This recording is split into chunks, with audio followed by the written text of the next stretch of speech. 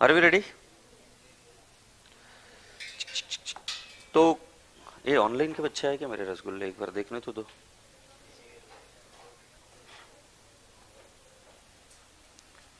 एक ग्रुप भेजा है क्या मेरे को? कौन से इस पर?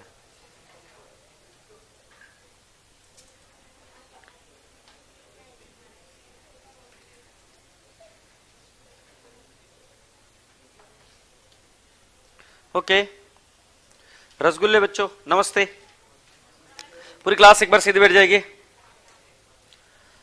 1 2 3 एकदम प्यारी सी स्माइल थोबड़े पर। ये रिकॉर्डिंग प्रेस किया तूने? ये मजा नहीं आया यार, एकदम प्यारी सी स्माइल, ब्यूटीफुल सी स्माइल। या दैट्स अपीयर्स गुड। अब जल्दी से बोलो गुड मॉर्निंग। गुड मॉर्निंग और तुमको ढेर सारा प्यार। आशा करता हूं कि आपका दिन कल का शुभ था, मस्ती में था, अच्छे से था, प्यारा था, बिल्कुल तुम्हारे जैसा। ठीक है, कल क्या अंडे डाले, क्या किया? कल काय केला है? कुठली book? Rich dad poor dad, very good. और किसी ने और कुछ किया क्या? सीरीज कौन सी देखी?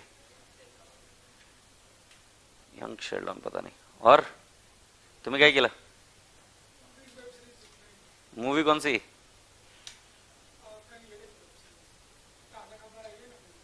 ताजा खबर आई है, चलो एक अच्छी चीज है, मेरे को भी सुनने को मिला। तुमने क्या किया छोरी? हाँ कुकिंग, क्या कुक किया बेटा? अरे अरे बहुत ज्यादा काम किया बेटा, कम किया कर थोड़ा। सीरियसली बोल रहा हूँ, this is bad then slavery. क्या है ये? दाल राइस बनाना कितना बड़ा काम है, येड़ी है क्या? You should not have done that, it's more difficult then Maggi. कितना टाइम लगा बेटा? दिन भर लग गया होगा ना? हाँ। ओ देन नहीं, ये अभी जोड़ा तूने। ये कॉन्फिडेंट नहीं थी, ये अभी धपाधप जोड़ा तूने। तुमने क्या किया जानवी? बैडमिंटन? बैडमिंटन कहाँ खेला? क्या बात है। और तुम साहब कौन सी वेब सीरीज? वेनसडे? हाँ मेरी बेटी बता रही थी मुझे, पापा वेनसडे आई है वेब सीरीज, अच्छी है। मैं बोला हमने एक मूवी देखी है वेनसडे नाम की। मेरे को भी भेजो, मैं भी देखूंगा। क्या देखेगा तू? मैंने KGF 3 और पुष्पा 2 देखी। अरे कमीने, यश कुमार कितना कमीना है। तू क्या किया बाबू? तुम क्या किए? नहीं मतलब यहां से गए सोए? यहां से गए सोए और बस? अच्छा गुजरात से हो ना आप? हाँ हमको समझ में आया ना फिर। Good, so let's go ahead. आशा करता हूं कि सभी लोगों के दिन अच्छे जा रहे हैं, मस्ती में जा रहे हैं। वापिस ये दिन मिलते नहीं है, कुछ कर लो ना लाइको है, दिन भर पड़े रहते हो गधेड़ों के जैसे। सो ये AS था, AS10 PPE, property plant and equipment. बहुत प्यारा सा AS है। इस AS में कल तक हमने क्या क्या चीजें देख ली थी मैं आपको बता देता हूं। I have already explained you कि ये AS का डेफिनेशन क्या है, तो एक बार डेफिनेशन वापस से रिवाइज कर लेते हैं। Property plant and equipment means tangible items which are held for use in production or supply of goods or services, rental to others or for administrative purposes and are expected to be used for more than 12 months. Is that okay? Spare parts के बारे में क्या बताया? If there is a general purpose spare parts, it will be transferred to inventory. But if a spare parts and standby equipment are treated as PP if they meet the definition above, otherwise they are treated as inventory. बराबर है कि नहीं है? सो आगे बढ़ते हैं। Intangible assets is covered under AS26, ये बात बताई थी। रिकॉग्निशन क्राइटेरिया फॉर PPE क्या है? पागल क्या कर रही है? रिकॉग्निशन क्राइटेरिया फॉर PPE क्या है? Cost can be measured reliably and what? It is probable that there would be future economic benefit from the asset. बेटा जी फ्यूचर इकोनॉमिक बेनिफिट मतलब कैश इनफ्लोज, यस और नो? कैश इनफ्लोज जनरली, कि क्या कोई आपको cash inflows मिलने वाला है, क्या फायदा मिलेगा क्या? सो उसको हम रिकॉग्निशन क्राइटेरिया बोलते हैं। रिकॉग्निशन क्राइटेरिया मतलब बैलेंस शीट में उसको दिखा पाएंगे कि नहीं दिखा पाएंगे, एग्रीड? तो वो रिकॉग्निशन क्राइटेरिया। ओके नाउ बेटा जी AS12 इज ऑल्सो एक्सपेक्टेड और applied to what? BRR plant, yes और नो? सो बेटा जी what is BRR plant? I will say tell you. ये बीआरआर प्लांट का डेफिनेशन इधर है, इस तरीके से एक लाइन है। हाँ So bearer plant is used in production or supply of agricultural product, like for example mango, right? So bearer plant is used for what? Production or supply of agricultural product, or I can say produce. Mango, agriculture tree किसके लिए use होता है? For mango tree किसके लिए use होता है? For the providing of mango.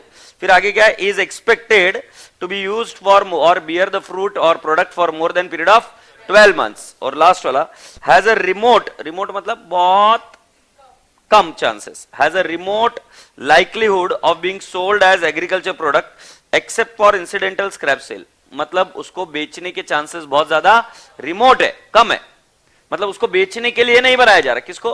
Tree को.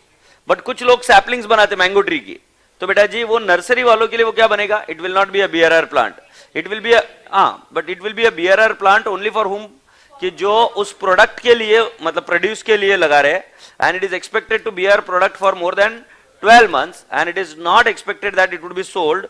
There is a remote likelihood that it would be sold as being agriculture produce. Is that okay? तो बेटा जी एक बार ये कल बीआरआर प्लांट का डेफिनेशन नहीं लिखा, ये लिख लो. बीआरआर प्लांट लिखा है, बीआरआर प्लांट. ओ होशियार है, 100% ना, पक्का. ठीक है, अभी दूसरा वाला देख लेते हैं. Measurement of a PP. Measurement of a PP at initial recognition. At initial recognition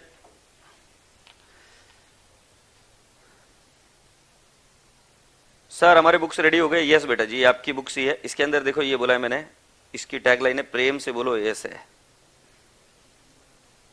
ये बुक्स रेडी हो गई, अभी आपकी आएंगी और आपको भी सॉफ्ट कॉपी भी मिल जाएगी. ठीक है, और धीरे धीरे अभी डिस्पैच भी शुरू कर देंगे. सो मेजरमेंट ऑफ पीपी, इसके वजह से देरी होती है. अभी जैसे कल I slept at around 3:30.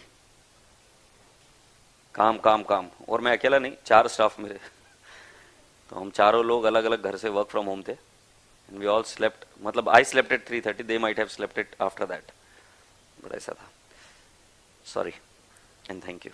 Measurement of PP, बेटा जी it is generally at what my dear friend? At initial recognition. Initial recognition माने first time recognition and subsequent measurement. Subsequent measurement it can be at cost or revaluation model. जल्दी से बोलो. At initial recognition कौन सा model? Cost model. And subsequent measurement? Revaluation or cost model, but initial recognition will always be at cost model. So boys and girls, ये लिखा था कल आपने. Okay. अब हम क्या करेंगे बताया क्या? इनिशियल रिकॉग्निशन शुरू करेंगे पढ़ना, कॉस्ट ऑफ पीपी, और ये सबसे इंपॉर्टेंट पार्ट है और ये थोड़ा सा लंबा चलते जाता है.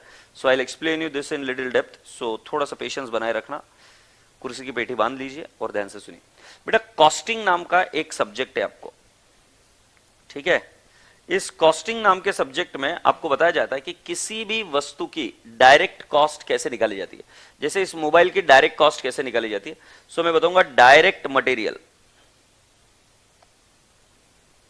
ठीक है, डायरेक्ट मटेरियल. फिर उसमें ऐड करूंगा डायरेक्ट लेबर. Direct labour. अब बेटा जी डायरेक्ट मटेरियल और डायरेक्ट लेबर क्या होता है? जो पर यूनिट आप कॉस्ट निकाल सकते हो वो डायरेक्ट. पर यूनिट माने देखो अभी जैसे मैं बताऊंगा एक शर्ट बनाने के लिए कितना कपड़ा लगता है. Let's take an example, 1.5 metre direct material. कपड़ा आपको दिखकर आएगा, राइट. अगर मैं कहूं कि 1 मीटर कपड़ा बनाने के लिए आपको कितना धागा लगता है, direct material. Are you getting my point? वो चीज आपको उसके अंदर दिखती है, डायरेक्ट मटेरियल. जैसे प्रोजेक्टर देखोगे तो इसके अंदर कितने स्क्रूज लगेंगे, you can tell it very easily. ये तुम फैन देख रहे हो, इसके अंदर कितना स्टील लगेगा, you can directly tell it. Per unit आप बता सकते हो कितना स्टील लगेगा, डायरेक्ट मटेरियल. फिर डायरेक्ट लेबर, इसको बनाने के लिए जो खर्चा लगता है, सो डायरेक्ट लेबर इससे एसोसिएटेड. एंड बेटा जी other direct expenses, other direct expenses is also what added. Now you will ask me what is other direct expenses. So बेटा जी डायरेक्ट मटेरियल हो गया, डायरेक्ट लेबर हो गया, but there are other expenses which are directly related to the product. For example power, fuel. मतलब ये product में नहीं दिखते हैं, but Raja beta ji still they are required. Power is required, fuel is required. Only then my dear friend you can create that product. Yes or no? So Raja beta ji क्या हुआ? ठीक है ठीक. So Raja beta ji मैंने अभी आपको क्या क्या बताया? डायरेक्ट मटेरियल, डायरेक्ट लेबर और अदर डायरेक्ट एक्सपेंसेस, ये सारे किस में जाते हैं बेटा जी? एक कॉस्ट ऑफ पर यूनिट में जाते हैं. सो बेटा जी क्या मैं ये बोल सकता हूं कि हमें सेम लॉजिक लगाना है पीपीई में भी? सो पीपीई को अगर मैं आपको ध्यान से बताऊं तो PPE can be divided into two parts. One is broadly, अभी आगे और भी बनेंगे. ब्रॉडली कैन आई नॉट से इट इज परचेस्ड या एक्वायर्ड, और दूसरा है सेल्फ कंस्ट्रक्टेड, खुद से बनाया है. अब बेटा जी अगर मैं आपसे बताऊं कि परचेस्ड है, सो परचेज बहुत इजी है. आप क्या करोगे, उसकी परचेज प्राइस ले लोगे. एग्रीड. उसका क्या कर दोगे राजा बेटा जी, ऐड, सॉरी लेस कर देता हूं, ट्रेड डिस्काउंट. क्या लेस कर दोगे, ट्रेड डिस्काउंट लेस कर दोगे. फिर जो बेटा जी जो अमाउंट आएगी उसमें क्या करोगे, ऐड नॉन रिफंडेबल टैक्सेस, अगर होंगे या नहीं होंगे whatever, add non refundable taxes. इसके अलावा बेटा जी ऐड क्या, transportation, right, transportation, add installation, add installation expenses. Agreed. और राजा बेटा जी और क्या क्या ऐड होगा इसमें, add trial run expenses, trial run expenses. So बेटा जी जब इतना सब कुछ ऐड कर देते हो, अच्छा ट्रायल रन एक्सपेंसेस में और एक चीज बता देता हूं, less, less income from trial run. क्या बोला रे, income from trial run will be less. And राजा बेटा जी जो कुछ भी आपका आ जाएगा वो कॉस्ट ऑफ पीपी. अब इसको ट्रिक क्या बताना है, ये ऐसा रट्टाबाजी हो गया. ट्रिक क्या है, all the cost incurred to bring the asset to present location and condition as intended by management. जब कभी भी कोई मैनेजमेंट किसी चीज को बनाने की कोशिश करता है तो उसका कोई एक इंटेंशन होता है. तुमने मुझे बताओ रिसेंटली ये मूवी देखी क्या, रिसेंटली तो क्या बहुत पुरानी समय हो गया, 3 इडियट्स. 3 इडियट्स में लास्ट का सीन बताओ,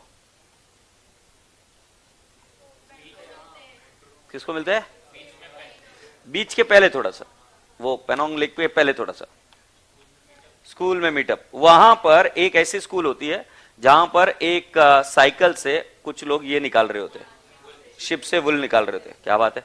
और भी तुमने ऐसी कुछ अलग अलग चीजें देखी थी वहां पर. एक ये थी, 2 व्हीलर थी, और 2 व्हीलर से वहां से वो क्या निकाल रहे थे, आटा निकाल रहे थे. क्या बात है, तुम समझ गए, तुम सीख गए. What was the intention of buying the scooter,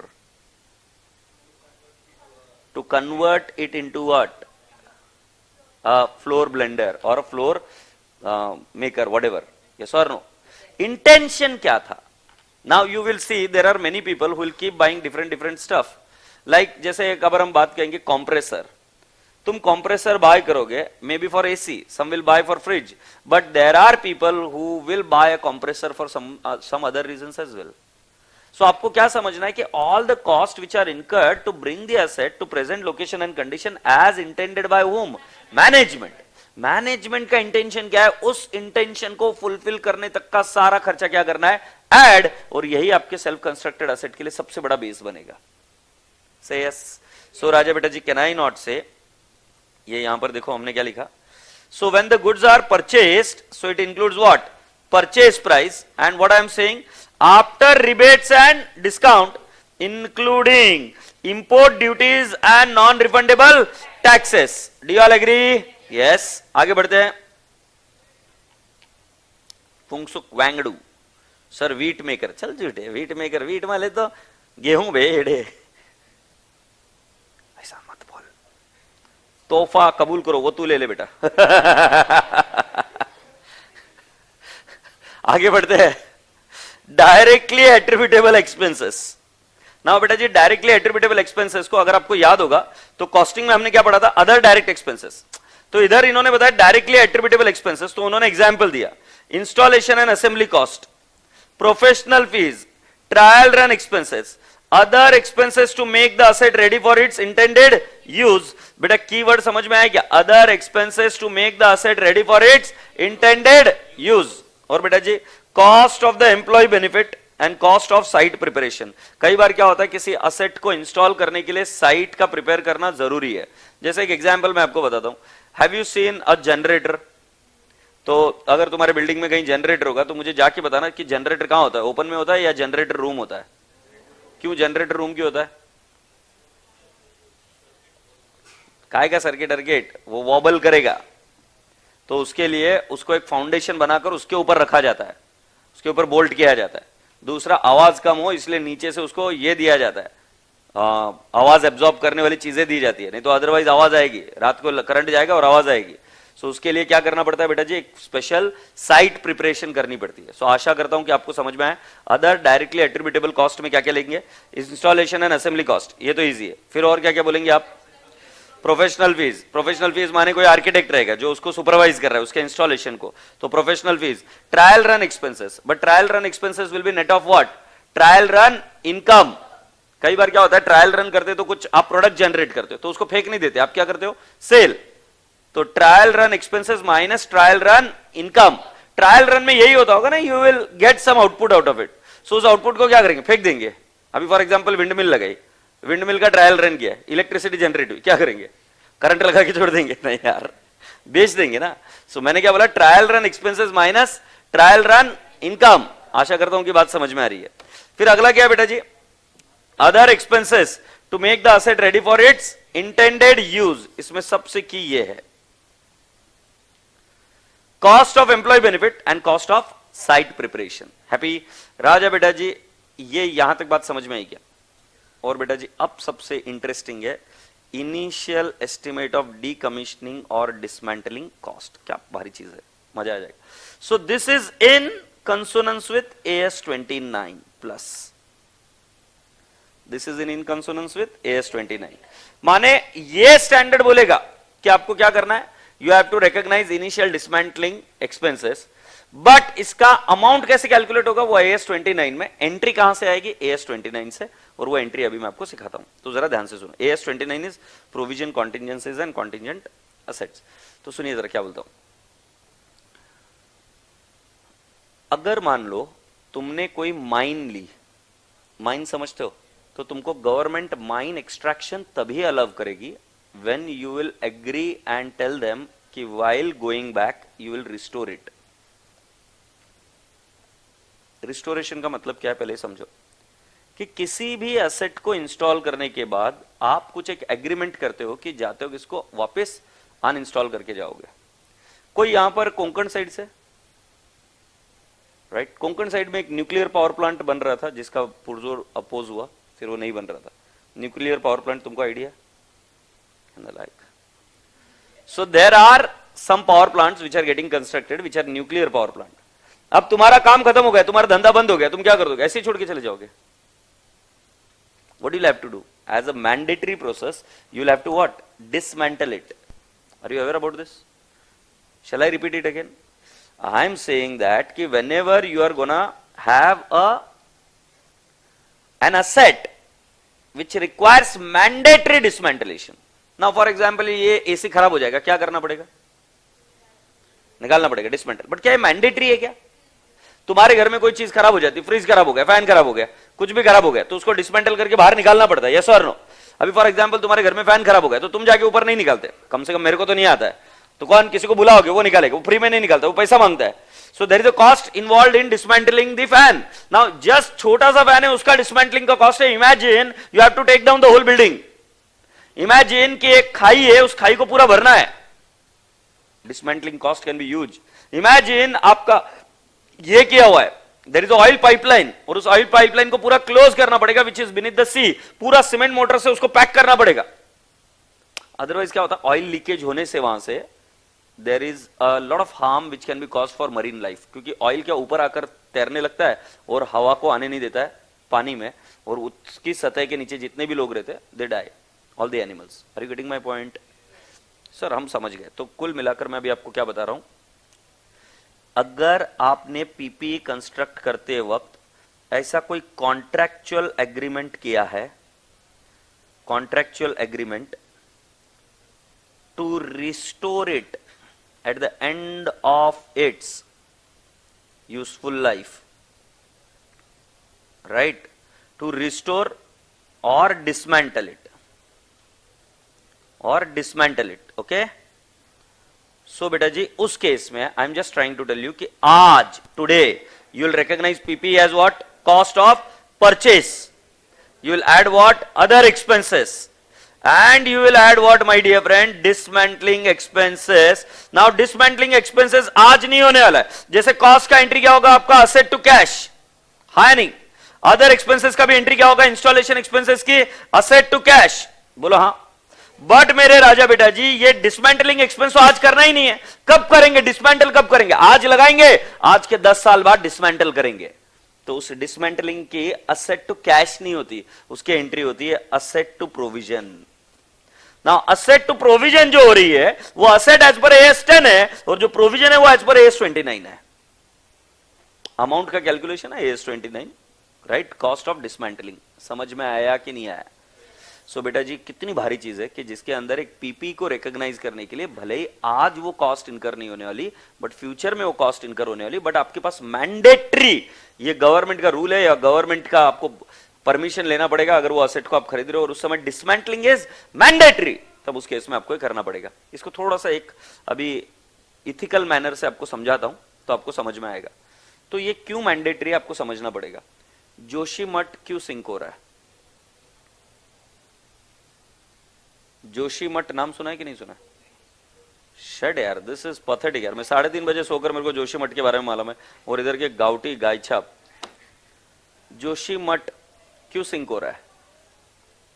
4 धाम की यात्रा में जोशीमठ बीच में लगता है, और जोशीमठ केविन हो रहा है।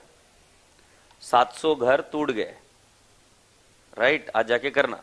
सो वैसे ही मैं आपको बता रहा हूं कि राजा बेटा जी, जब कभी भी आप कोई माइन बना रहे हो तो आप इधर से ऐसे ऐसे, मान लो ये माइन ऐसा है, आप इधर से, ये ऊपर की सतह है, this is the land, okay? और आप क्या कर रहे हो, यहां से माइन आपने खोदना शुरू किया और आप अंदर से जाकर इस तरीके से माइन से एक्सट्रैक्शन कर रहे हो, right? This is the mine which will keep going ahead. Now don't you think so कि इधर की नीचे की आपने, सॉरी इधर नहीं, इधर की मिट्टी आपने निकाल दी है, ये कभी भी केविन हो सकता है, तो इसको जाते वक्त रिफिल करके जाना पड़ेगा कि नहीं जाना पड़ेगा? You have to refill it. There are trenches which are created, they need to be refilled. ऐसे कितने लोगों का देहांत आपने सुना होगा कि जिसमें लोग क्या करते हैं, जो बालू चोरी करते हैं ना, बालू, तो क्या करते हैं, नदी रहती है तो नदी के नजदीक से जेसीबी डालकर वो बालू निकाल लेते इधर से।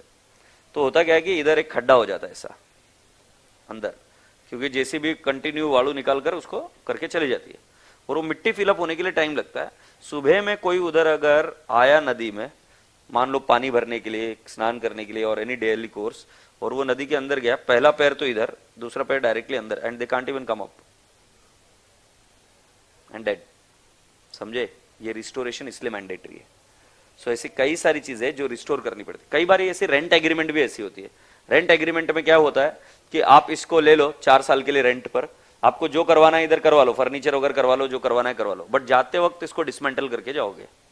रेंट एग्रीमेंट भी तो सुना होगा ना आपने। कोई बोलेगा कि यहां पर हम क्या बनाएंगे, we are going to create a research centre, कोई बोलेगा we are going to create a school, कोई बोलेगा we are going to create something XYZ। तो बोलेंगे जो करना है करो, बट जाते वक्त इसको क्या करके जाना, डिसमेंटल करके जाना। जैसे कॉर्पोरेट्स में वो छोटे छोटे कैबिनेट्स बना देंगे, बट जाते हो किसको क्या करके जाना, dismantle. So whenever there is a legal contractual obligation on you, did you hear me carefully, whenever there is a legal contractual obligation on you as per AS 29, in that case you are going to add dismantling cost also. Say yes. So राजा बेटा जी, इनकी entries आपको समझा देता हूं वापस। Entries क्या क्या है? सो परचेज प्राइस की एंट्री है बेटा जी पीपी टू कैश या क्रेडिटर्स, बराबर है बेटा जी। इसकी भी एंट्री क्या है, पीपी टू कैश, से यस। बट बेटा जी इसकी एंट्री क्या है, PP two provision for dismantling, yes और नो। नाउ बेटा जी प्रोविजन फॉर डिसमेंटलिंग जो है, it is anyways is an estimate. क्या है वो? एस्टिमेट। जैसे RDD was an estimate, it keeps changing, वैसे provision for dismantling will also keep changing. आगे आएगा अपने को, तब मैं बताऊंगा, तो तब भाव मत करना। तो provision for dismantling can also keep what, changing. क्या आपको ये सभी समझ में आई? क्या बात है? मुझे नहीं समझ में आया। परचेज असेट का क्या, ये बहुत इंपॉर्टेंट, जल्दी से मुझे बताओ क्या लेते हैं।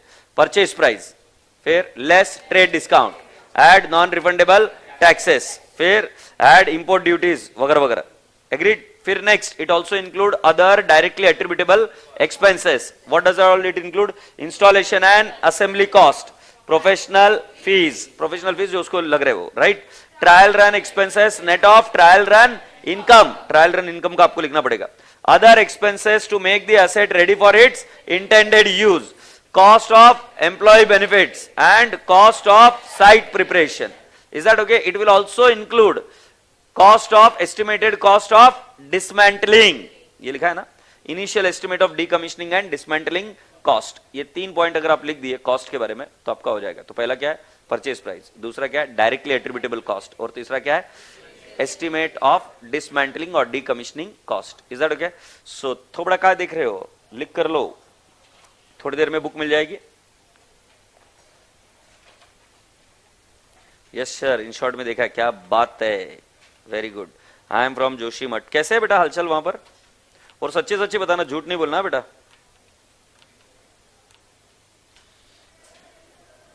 अच्छा, सभी में डिसमेंटलिंग कॉस्ट नहीं आएगी. हा? सभी में डिसमेंटलिंग कॉस्ट नहीं आएगी. Only where there is a legal obligation on you.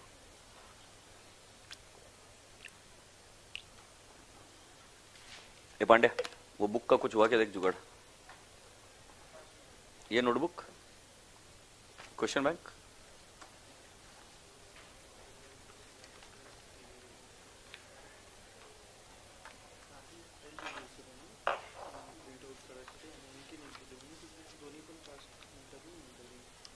ठीक है, okay.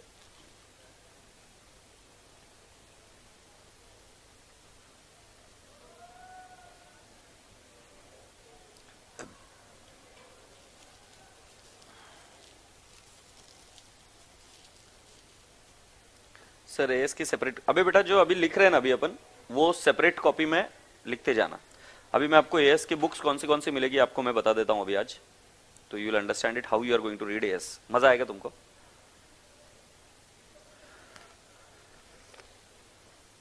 Sir please explain dismantling concept. बेटा डिसमेंटलिंग मतलब टू रिमूव.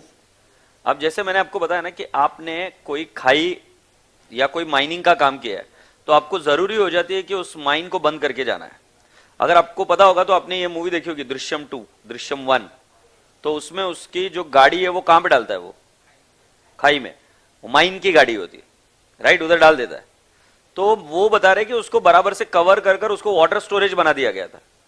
उसको इस तरीके से करना पड़ता है कि वो यूजेबल. डिसमेंटल करना माने क्या कि उसको जिस तरीके से था उस तरीके से रिस्टोर करके जाना है.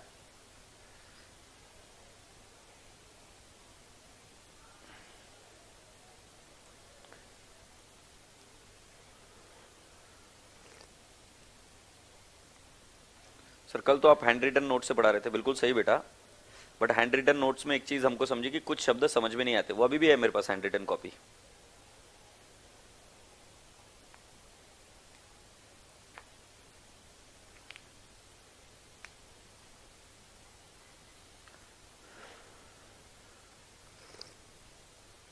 Sir cost of employee benefits के एग्जांपल दे सकते हो? बिल्कुल ही सिंपल है.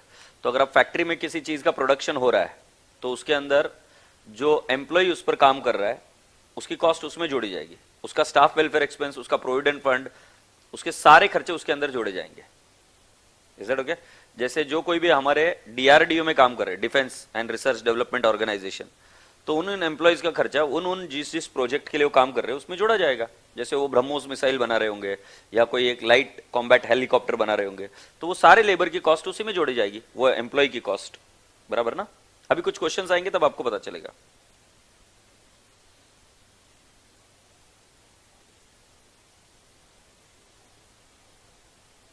सर इंटर में थ्योरी इस बुक से आएगी, मैं आपको समझाता हूं बेटा. अभी अच्छा हो आपने प्रश्न पूछा. ट्रायल रन एक्सपेंसेस क्या होता है बताता हूं बेटा. तुम मान लो इधर एडलैब्स इमेजिका में जाओगे. एडलैब्स इमेजिका में क्या है? राइड्स है. तो बेटा जी उन्होंने एक्चुअली क्या किया है कि वो राइड्स तो बना दी बट उसका ट्रायल रन नहीं लिया. बोला डायरेक्टली तुम आकर बैठ जाओ. या मेट्रो, सो मेट्रो का भी बेटा जी कोई ट्रायल रन नहीं हुआ, बोला कि डायरेक्टली तुम आकर बैठ जाओ. ट्रायल रन समझते हो अभी कि किसी भी चीज को यूज करने के पहले उसका ट्रायल रन हो जाना जरूरी है कि काम सही से हो रहा है कि नहीं हो रहा है. नहीं तो आप सब कुछ बना दोगे और फिर बोल रहे अरे ये तो चल ही नहीं रहा, ये तो इसमें तो लोग गिर रहे, इसमें तो लोग मर रहे. समझ में आ रही बातें दिन में? सो किसी भी चीज को जब हम कभी इंस्टॉल करते हैं तो उसके पहले उसका ट्रायल रन हो जाता है. तो तुम मुझे बोलोगे सर हम तो घर में नहीं करते. भाई घर में तुम पिद्दू पिद्दू चीजें यूज करते हो. रियल लाइफ में अगर किसी मॉल में जाते हो तो मॉल में आपने देखा होगा सेंट्रलाइज्ड एसी होता है, उसको विंडो कहीं नहीं होती है, फिर भी कोल्ड लगता है पूरा का पूरा मॉल. तुम्हें कैसे लगता है कैसे कोल्ड होता है वो? सेंट्रलाइज कूलिंग सिस्टम होता है, तो उसके लिए बहुत सारे कंप्रेसर्स और बहुत सारे एसी के डक्ट छोड़े जाते हैं। तो भाई साहब पूरी बिल्डिंग बनने के बाद चेक नहीं करेंगे एसी काम कर रहा है कि नहीं कर रहा है, उसका ट्रायल रन करना पड़ेगा कि नहीं करना पड़ेगा। यू विल कीप सीइंग कि ट्रायल रन चल रहा है कि नहीं चल रहा है, क्योंकि वो बिल्डिंग बनते वक्त ही उसका इंस्टॉलेशन प्रोसेस चालू होता है। सो ट्रायल रन कॉस्ट उसको कहते हैं। कॉस्ट ऑफ साइट प्रिपरेशन, अरे ये तो बता दिया था ना, अरे माकड़ गाउटी Gaichhap. Cost of site preparation क्या होता है? तुम्हारे घर में फ्रिज है क्या? फ्रिज, उस फ्रिज के नीचे जाके देख क्या है, वो एक स्टैंड लगा हुआ है। या specifically washing machine, washing machine अगर बहुत ज्यादा हलती होगी तो उसके नीचे एक स्टैंड लगाया हुआ है। क्यों लगाया हुआ है? ताकि वो हिले नहीं, फॉर्म ग्रिप रहे। सो बेटा जी वो उसका साइट प्रिपरेशन कॉस्ट है।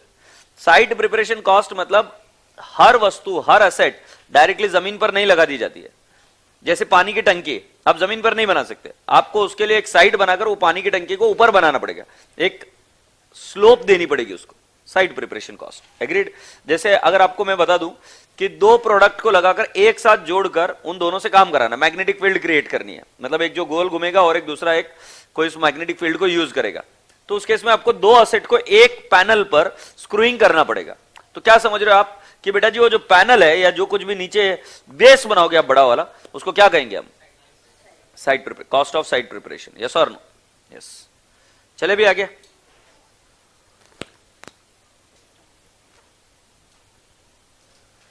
जनरल और स्पेसिफिक स्पेयर पार्ट बेटा मैंने बता दिया, अभी बहुत पीछे जाना पड़ेगा यार, मैंने कल बता दिया। जनरल स्पेयर पार्ट मैंने बोला P&L में जाएगा, इट इज एन इन्वेंट्री का पार्ट, मतलब इन्वेंट्री में जाएगा, और specific spare parts will be part of PP if it satisfies the definition of PP. Agreed? अब राजा बेटा जी ये हमने किसका देखा? Cost of asset which is constructed. आपने इसके क्वेश्चंस मुझे पूछे थे, बट एज यूजुअल मैं आपको पूछना चाहूंगा कुछ चीजें, जल्दी से मुझे बता दीजिए। तीन कॉस्ट हम इसमें देखेंगे। अगर हमको कभी भी पूछा what is the cost of PP, तो हम पहले क्या बोलेंगे? Purchase price. दूसरा क्या बोलेंगे? Directly attributable cost. तीसरा क्या बोलेंगे? इनिशियल एस्टिमेट ऑफ डिसमेंटलिंग और रिस्टोरेशन, राइट, और डिकमीशनिंग। अब इसके अंदर पहला purchase price includes excludes less trade discount, rebates, agreed, and it will also include non-refundable taxes. Refundable taxes will not be part of it. Second part उसके अंदर क्या बोलेंगे हम? आवाज नहीं आ रही है? Very good. Directly attributable expenses. Directly attributable expenses में क्या क्या होता है? Installation expenses, very good. फिर प्रोफेशनल फीस, फिर ट्रायल रन एक्सपेंसेस, फिर other cost incurred to bring to its present location and condition as intended by management. तो इधर क्या लिखा है? other expenses to make the asset ready for its intended use. other expenses to make the asset ready for its intended use by management आप बोल सकते हो। cost of employee benefit and cost of site preparation। बेटा जी इन तीनों चीजों के बारे में हमने डिस्कस कर लिया। अब सेल्फ जनरेटेड असेट को करने के पहले मैं आपको कुछ चीजें बता देता हूं। अच्छा ठीक है, सेल्फ जनरेटेड असेट को भी देख लेते हैं। बेटा जी सेल्फ जनरेटेड असेट क्या होता है? मतलब जो आप खुद बना रहे हो। एग्रीड? सेल्फ जनरेटेड असेट माने जो आप खुद बना रहे हो, ठीक है। सो बेटा जी इसके अंदर फर्स्ट पॉइंट मैंने लिखा, internally generated profit can not be recognised. अच्छा एग्जांपल है, सुन लीजिए। इंटरनली जनरेटेड, मान लो एक एंटिटी है, उस एंटिटी के दो डिपार्टमेंट है, ए और बी। डिपार्टमेंट ए अपने गुड्स को डिपार्टमेंट बी को भेजता है, राइट, बनाकर। ऐसा होता होगा ना, डिपार्टमेंट ए डिपार्टमेंट बी को माल बनाकर भेज देता है, से यस। बट डिपार्टमेंट ए का मैनेजर डिपार्टमेंट बी को कॉस्ट प्लस 10% चार्ज करता है। मतलब अपने ही डिपार्टमेंट से कितना परसेंटेज प्रॉफिट कमाता है?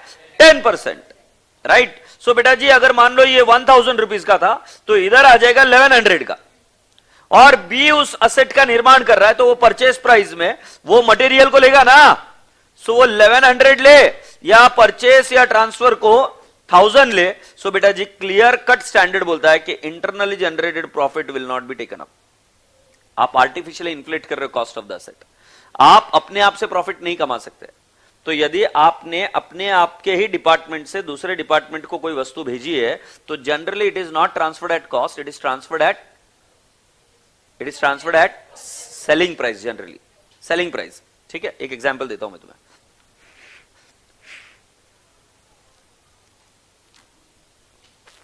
टाटा मोटर्स किसकी कार यूज करते होंगे? खुद की, कॉमन सेंस। तो वो टाटा मोटर्स कार्स बेचते भी है और कार खुद के लिए यूज भी करते हैं, मतलब वही चीज उनके लिए पीपी भी बनती है कुछ केसेस में। टाटा मोटर्स खुद की बस भी यूज करते हैं, उनको बेचते भी है। कॉमन सेंस की बात बता रहा हूं ना, अभी अपने एम्प्लॉइज को ट्रांसपोर्ट करने के लिए बस कोई बाहर से लाएंगे क्या? वो उनको कार चाहिए यूज करने के लिए, राइट? तो क्या बस या कार बाहर से लाएंगे क्या? खुद की बस यूज करेंगे। अरे ये कॉमन सेंस लग रहा है ना तुमको? क्वेश्चन ये आता है कि बेटा जी कई बार एक डिपार्टमेंट दूसरे डिपार्टमेंट को ट्रांसफर करते वक्त it doesn't transfer it at cost, it transfers it at what? Market price. Say yes. So इधर स्टैंडर्ड क्लियरली क्या बोलता है कि you will not take any internally generated profits, internal profit can not be recognised. Say yes. Point clear? ताईला तर कळालं नाही, ताई घट्टा बोल, क्या समझा?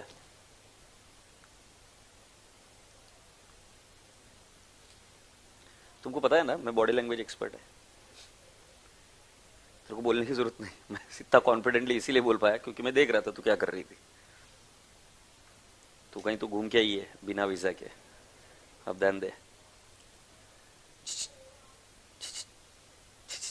सुनो, अरे ये बहुत कॉमन बात है रे, कोई विद्यार्थी कोई भी बच्चा ऐसा नहीं होता कि वो पढ़ नहीं सकता है, सिर्फ क्या होता है कि मन पर काबू नहीं हो पाता है। ऐसे कौन सी चीज है जो आप हासिल नहीं कर सकते? डर की वजह से कई सारे लोग स्विमिंग नहीं सीख सकते, कई सारे लोग कोई जिम्नास्टिक नहीं सीख सकते, बट वो डर है। तुम बोलेंगे बॉडी केपेबल है कि नहीं? 100% केपेबल है up to a particular as.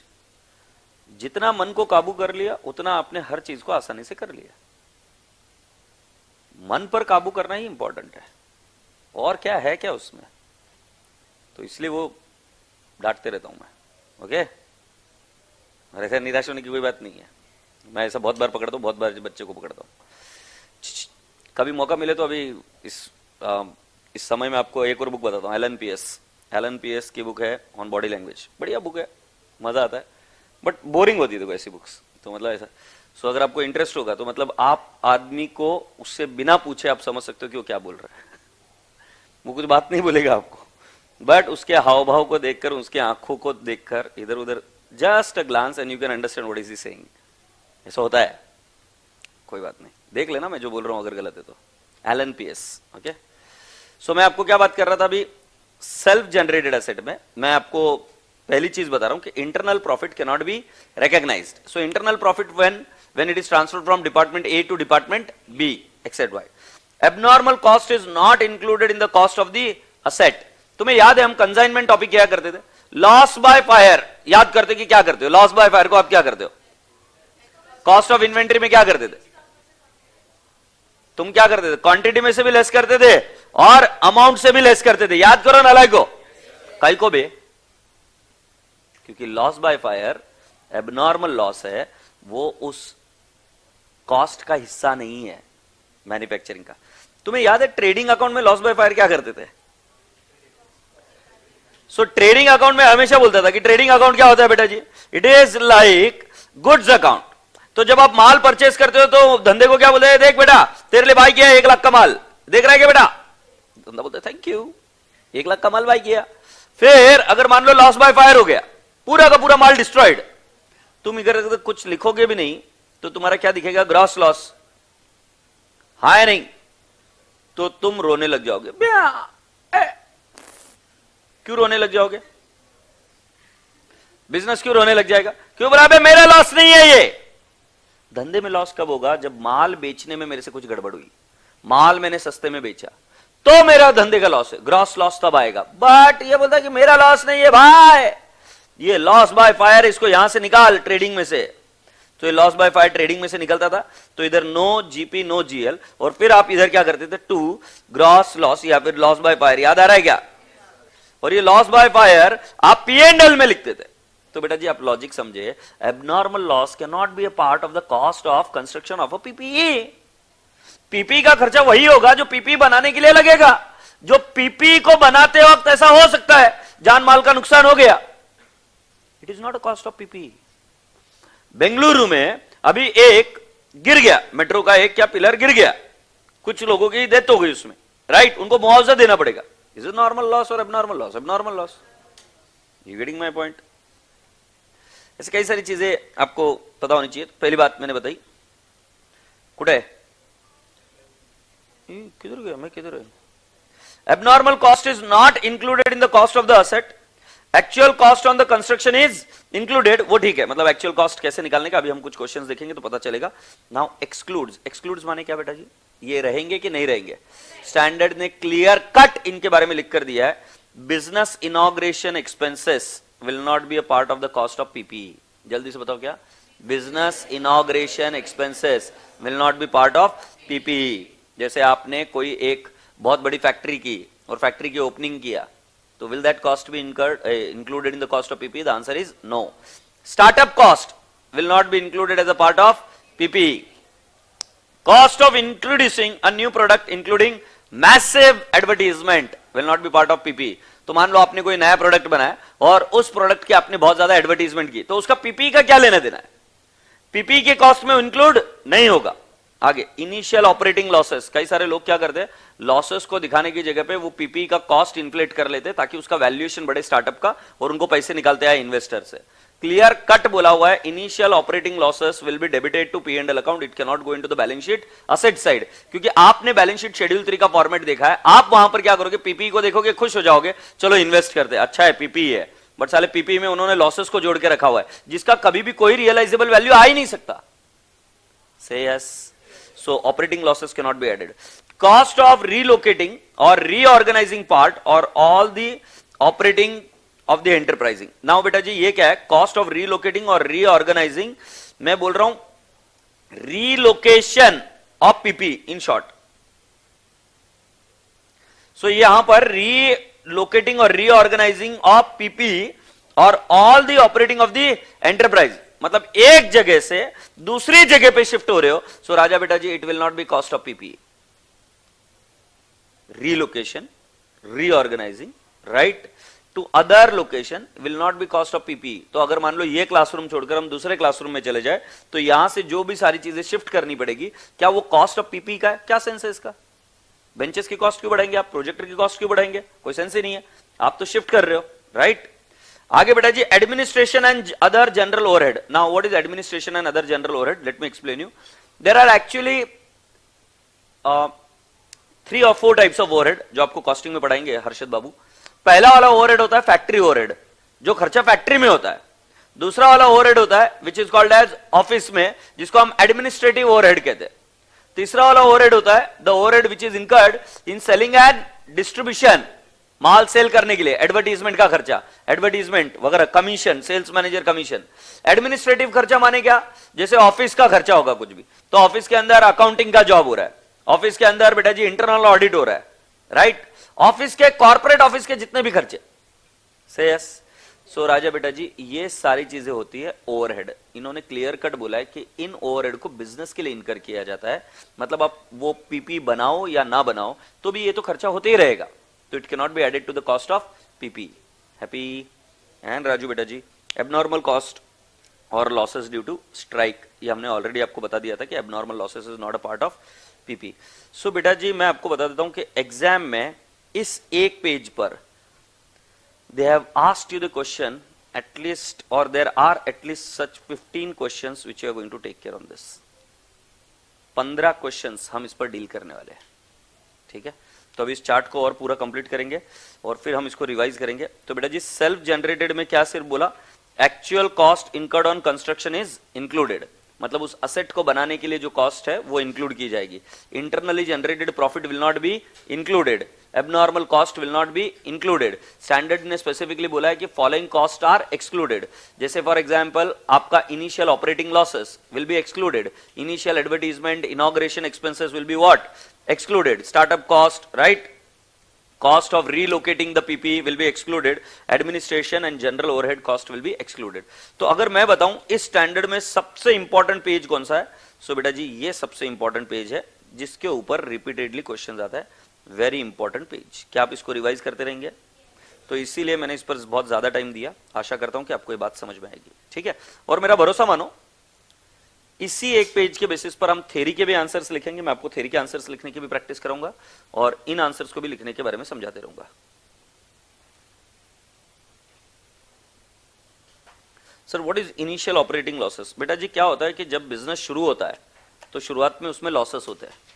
तो शुरुआत में अगर लॉसेस को अगर आपको देखना है, उबर जब शुरू हुआ था तो इनिशियल ऑपरेटिंग लॉसेस थे, राइट कोई भी स्टार्टअप जब शुरुआत होता है तो उसमें इनिशियल ऑपरेटिंग लॉसेस होते हैं, तो कई सारे लोग क्या करते हैं उस लॉसेस को पीपी में ही ऐड कर देते हैं, which is not allowed. Clear cut बोला initial operating losses can not be cost of PP. तुम थोड़ा क्या देख रहे हो, लिखो ना मटर पनीर।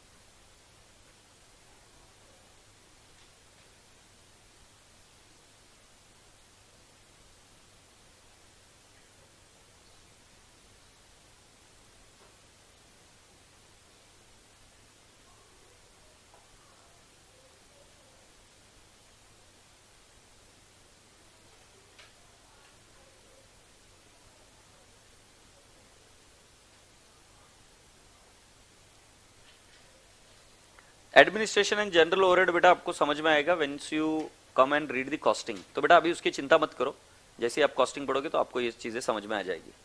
सिर्फ इतना समझ लो कि एडमिन और जनरल ओवरहेड जो होते हैं they are incurred in the office, इसका पीपी के साथ कोई लेना देना नहीं है। जैसे फॉर एग्जाम्पल तुम्हारे घर में फर्नीचर बन रहा है और तुम्हारे घर में तुम्हारे बहन की शादी भी हो रही है, अबे शादी का और फर्नीचर बनने का कोई संबंध नहीं है। समझ में आ रहा है कि नहीं? सेम लॉजिक से अगर मैं आपको बताऊं तो बेटा जी आपके ऑफिस में अकाउंटेंसी का काम चल रहा है, राइट अकाउंट राइटिंग का काम चल रहा है, वहां पर एम्प्लॉइज है, एचआर है, पर्सोनेल है, रिसर्च का काम चल रहा है, उसका उस पीपी से कोई लेना देना नहीं है, तो उसको नहीं इंक्लूड किया जाता। Transportation of PP will be included, transportation of material for PP will be included in the cost of PP. अरे ये टेढ़ा क्यों लग रहा है?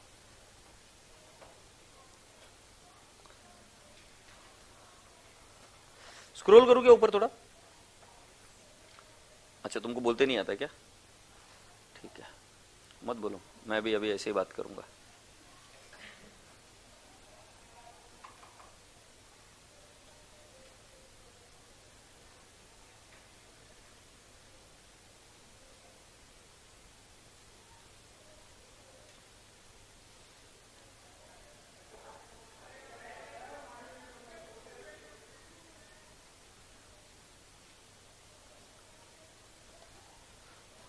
उसको नोट्स को इधर भी डलवा दे, दे दे बच्चों को नोट्स।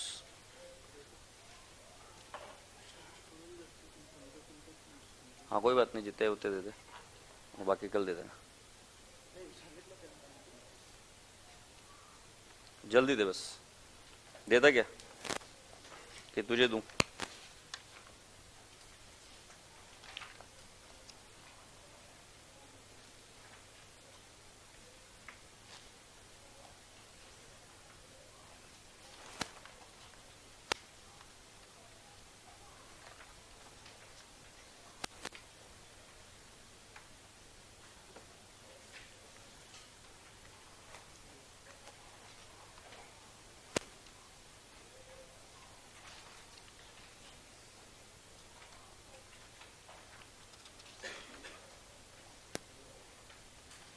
Are we done?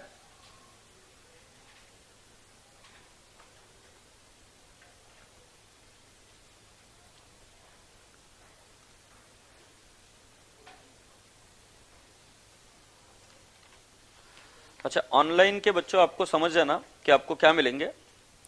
इस प्रकार के दो नोट्स मिलेंगे, इसके अलावा और एक बुक मिलेगी which is a bare text. So एक बार समझा देता हूं क्योंकि S10 में है। तो ए हो गया कि लिखकर बेटा? वैसे आपको अभी ये उधर लिखा हुआ मिल भी जाएगा, अभी जो भी पॉइंट्स आप उधर भी लिखोगे तो चलेगा। अभी हर रोज बिना कुछ मेरे कहे स्टैंडर्ड का होमवर्क क्या होगा सुन लीजिएगा। अगर आपको स्टैंडर्ड परफेक्ट करना है तो मैं कहूं या ना कहूं, ये हर रोज स्टैंडर्ड का होमवर्क रहेगा। ये बुक इस तरीके से बनाई गई है क्योंकि इस बुक में अगर आप पढ़ोगे इसको तो it will be able to help you out to remember all the things in a logical sequence.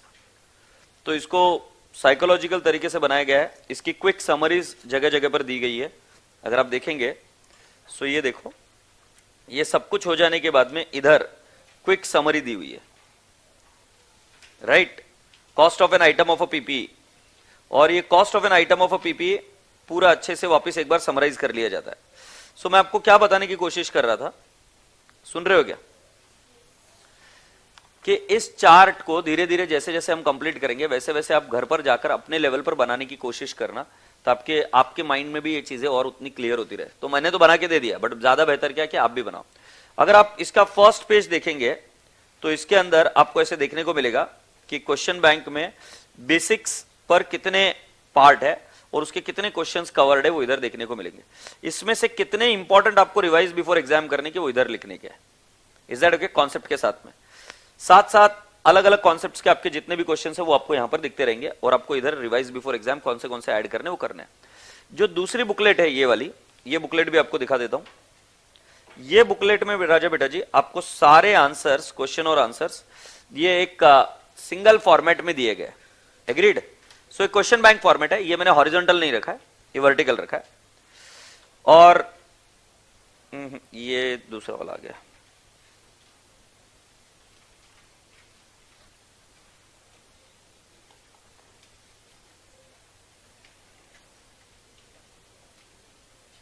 अरे मेरे को नहीं भेजा क्या वो?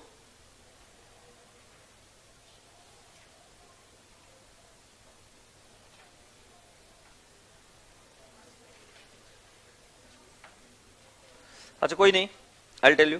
सो there is one more question bank which I tell you is there. ये क्वेश्चन बैंक अभी आपके सामने प्रेजेंट तो कर रहा हूं, बट ये फॉर्मेट मैंने कल रात को थोड़ा चेंज कर दिया। ये फॉर्मेट कुछ इस तरीके से बना हुआ था, फैक्ट्स रेफरेंस एक टेबल में बना हुआ था, बट ये जगह ज्यादा खा रहा था और आपको आंसर लेंदी लगेगा, इसलिए अगर आपके पास जो प्रिंट आउट है वो देखेंगे तो उसके अंदर फैक्ट्स एक सिंगल लाइन में लिख दिया गया, राइट? फिर रेफरेंस है। तो ये क्वेश्चंस जितने भी है आपके, एक अपनी खास बात होती है अपने मटेरियल की कि जितने भी क्वेश्चंस है आपके आईसीआई के सारे कवर्ड होंगे, जितने भी एग्जाम क्वेश्चंस है सारे कवर्ड होंगे। सो अगर आप नीचे जाकर देखोगे तो आपको I will tell you, RTP के क्वेश्चंस आपको इंक्लूडेड दिख रहे हैं, इंटर क्वेश्चन पेपर नवंबर 20 का दिख रहा है, एमटीपी जब जब जहां जहां कोई भी क्वेश्चंस आया एग्जाम में वो सारे के सारे क्वेश्चंस इसके अंदर इंक्लूड किए हुए मिलेंगे आपको। Is that okay? जैसे क्वेश्चन पेपर जुलाई 21, इंटर क्वेश्चन पेपर नवंबर 18, तो इस तरीके से सारे आपको पेपर्स क्वेश्चंस इसके अंदर मिल जाएंगे। सो अगर इसके बाहर आपको कोई मटेरियल देखना पड़ेगा कि द आंसर इज फर्स्ट, ये कर लो और उसके बाद में जान बचे तो फिर उसके बाद में आप देख लेना कि आपको क्या करना है। Is that okay? If you're ready, shall we go ahead?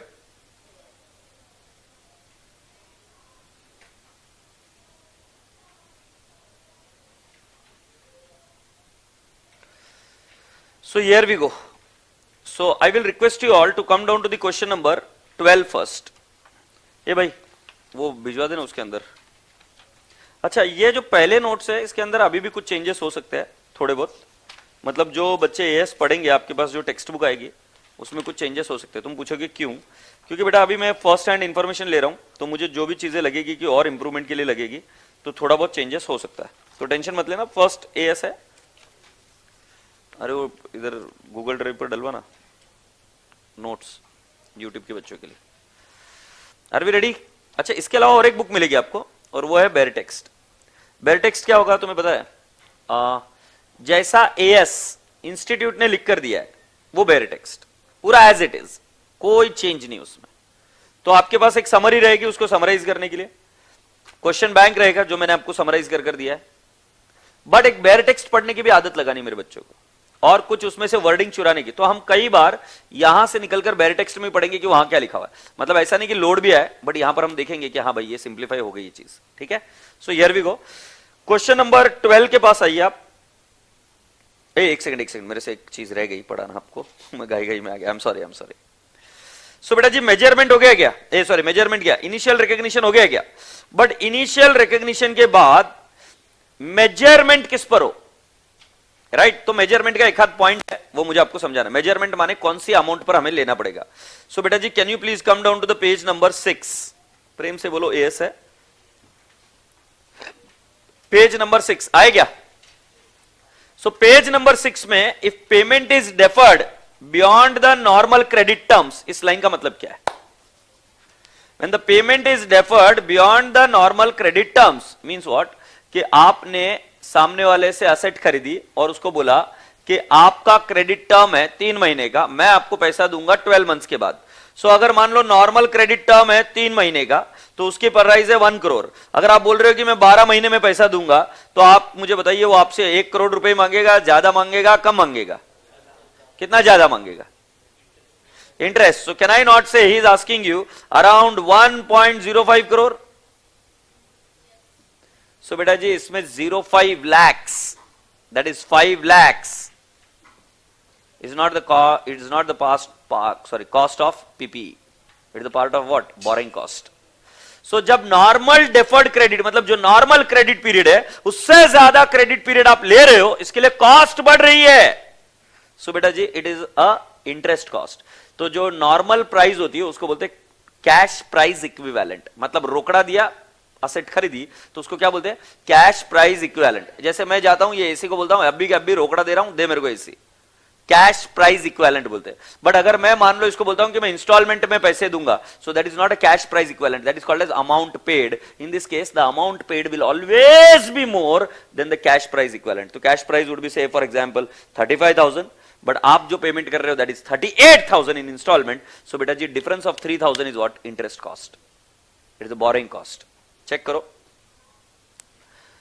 If payment is deferred beyond the normal credit terms, cost of an item of PP is the cash price equivalent at the date. Total payment minus cash price equivalent is recognized as interest over the period of credit. तो बेटा जी आपको क्या लिख दिया बेटा जी? Cost of an item of the PP is what?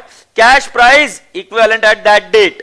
तो फिर बेटा जी total payment minus what? Cash price equivalent is equal to what my dear friend? Is recognized as interest unless such interest is capitalized in accordance with AS 16। ये line को थोड़ा सा ignore करो please. AS 16 में हम देखेंगे कि capitalisation of borrowing cost क्या होता है, जल्दी से बताओ ना। If the credit period is deferred beyond the normal credit period, right, if the payment term is deferred beyond the normal credit period, so then my dear friend the asset PP is recognised at cash price equivalent. English में बोल के बताओ क्या? Cash price equivalent. But amount paid is more, so amount paid minus cash price equivalent is a interest cost and it will be transferred to where? P&L account. Happy? Come down to the question number 12. hey yaar shit, recognition में कौन से cost लेते हैं? Initial recognition में purchase price, फिर directly attributable cost, फिर cost of estimated cost of dismantling और decommissioning. Is that okay? अच्छा मुझे एक बात बताओ, purchase price में क्या क्या आता है? purchase price, फिर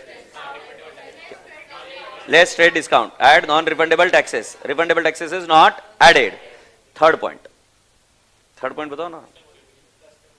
नहीं वो ठीक है, दूसरे वाले केस में, इसके अंदर बताओ ना। Purchase other directly attributable cost, site preparation cost आएगा क्या? इंस्टॉलेशन कॉस्ट आएगा क्या? एम्प्लॉय एक्सपेंसेस आएगा क्या? प्रोफेशनल फीस आएगा क्या? ट्रायल रन एक्सपेंसेस आएगा क्या? Net of trial run income, और क्या क्या आएगा? देखा तो एक कोई आइटम छूट रहा है मेरा। हाँ, all the expenses incurred, other expenses incurred to bring the asset in the present location and condition as intended by management. Happy? एक थोड़ा सा हल्की सी झलक आगे। बेटा जी मुझे बताओ एबनॉर्मल कॉस्ट ऐड होगा क्या? श्योर हो? अच्छा, administrative overhead, initial operating losses, initial operating losses के बाद में और क्या क्या था वो? Inauguration of the relocation of the PP, ये सारी चीजें ऐड नहीं होती है, ये एक्सक्लूड्स में हमने पढ़ा था। से यस, बस फिर क्या है, तुम आ जाओ मेरे साथ। Question number 12। अच्छा, जो तुम्हारे पास रहेगा और मेरे पास है उसमें फर्क रहेगा थोड़ा सा, तो चिंता नको करना। क्वेश्चन नंबर 12, मेरा और शायद आपका पेज नंबर भी अलग हो। आपका पेज नंबर मेरे हिसाब से 12 है क्या? देखो मैंने बताया था ना कि वो आंसर बड़े बड़े हो रहे थे, और मेरा पेज नंबर यहां पर 18-19 हो रहा है। That is the reason I have removed the boxes. So पढ़ लेते हैं।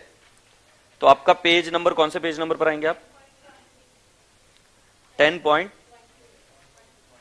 ओके, आ जाओ। On 1st April an enterprise acquired a machine under the following terms. Happy? List price of the machine, list price मतलब MRP।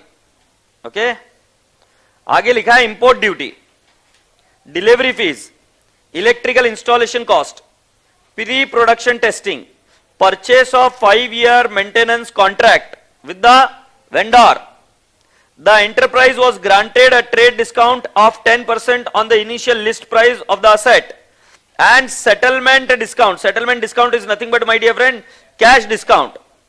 If payment for machine was received within 1 month, the enterprise paid for the plant on 20th April, at what cost the asset will be recognized? जरा ध्यान से सुनिएगा, अगर asset का payment आपने जल्दी किया तो वो होता है cash discount. Cash discount less नहीं होगा. हमने क्या रीड किया था? ट्रेड डिस्काउंट या रिबेट लेस होगा. सो बेटा जी पहली बात मुझे बताइए, list price of the asset लेंगे क्या? यस, 80 लाख. 80 लाख में से क्या लेस करेंगे? पहले ट्रेड डिस्काउंट. बेटा जरा एक बार जाके देख के बताओ ट्रेड डिस्काउंट कितना है? You mean 10%. सो 80 लाख में से कितना लेस हो गया? 8 लाख. एग्रीड? फिर बेटा जी आप मुझे बताइए एक और चीज देखकर, क्या कैश डिस्काउंट लेस होगा क्या? द आंसर इज नो, क्योंकि बेटा जी cash discount doesn't decide the cost of PPE. Trade discount लेना होता है. आगे इंपोर्ट ड्यूटी ऐड होगी क्या? बिल्कुल ऐड होगी. डिलीवरी फीस ऐड होगी क्या? बिल्कुल होगी. इलेक्ट्रिकल इंस्टॉलेशन ऐड होगा क्या? 10 lakhs. Yes. Now what about pre production testing? I repeat, it is a trial run cost. So trial run add होगा क्या? यस, 4 लाख. बेटा जी मेंटेनेंस कॉस्ट ऐड होगा कि नहीं होगा? अपने दिल से पूछो. Is that cost required to bring the asset to the present location and condition? The answer is no. So this cost will not be added to the cost of PPE. It will be rather transferred as a prepaid expense. मैंने अभी एक जमीन खरीदी या एक घर खरीदा. सो घर खरीदते वक्त आजकल बिल्डर क्या करते हैं कि 3-4 साल का 5 साल का मेंटेनेंस एडवांस में ले लेते हैं, राइट? तो जो मेंटेनेंस उन्होंने मुझसे लिया, आप मुझे बताइए क्या वो कॉस्ट ऑफ पीपी, क्या वो कॉस्ट ऑफ लैंड, क्या वो कॉस्ट ऑफ फ्लैट है क्या? नहीं, वो तो प्रीपेड एक्सपेंस है. समझे क्या? नहीं. उस पर मैं स्टैंप ड्यूटी भी नहीं भरूंगा, क्योंकि वो पीपी बाय नहीं, जमीन का खर्चा नहीं है वो. I hope you getting my point. So राजा बेटा जी एक बार देख लीजिए इसका answer. List price minus trade discount 72 lakh बराबर है क्या? इंपोर्ट ड्यूटी 5 लाख बराबर है क्या? Delivery fees 1 lakh, electrical installation fees, pre production testing 4 lakh, और ये आ गया कितना? 92 लाख. कौन से आइटम छूट गए बेटा बताओ तो एक बार? मेंटेनेंस कॉन्ट्रैक्ट छूट गया था.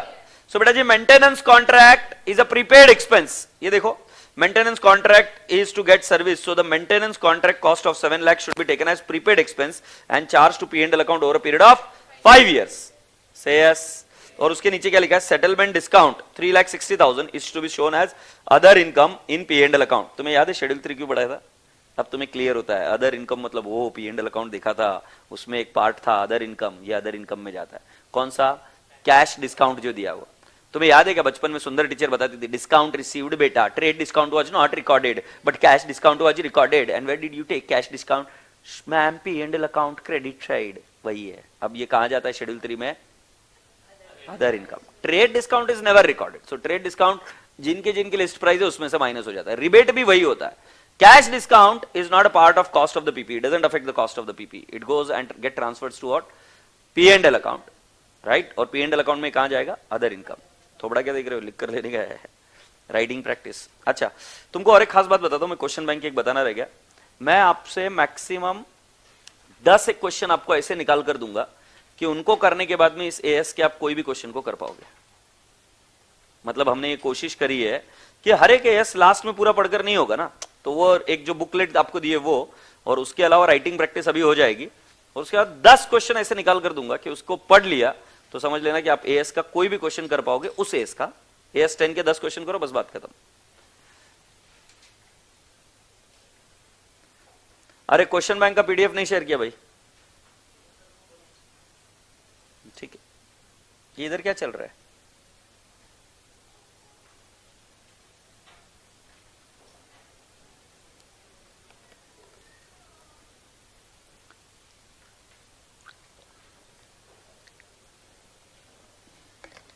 बच्चों नोट्स का फीडबैक जरूर देना मुझे, कैसे लगे आपको.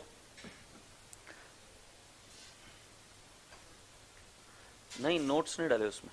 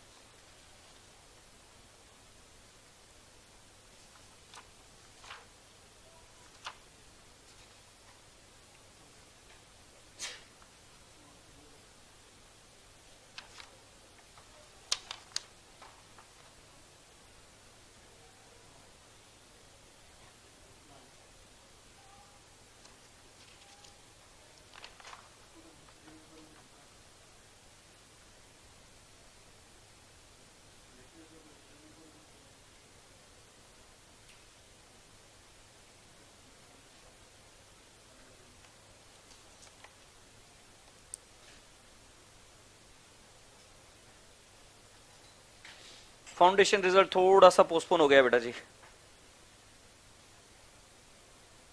सर आपने न्यू मेंबर का नाम क्या रखा है? काजल नाम फाइनल हो रहा है। छोटी सी पिल्ली आई हमारे घर में। There is a dog. Oh you didn't know that, sorry.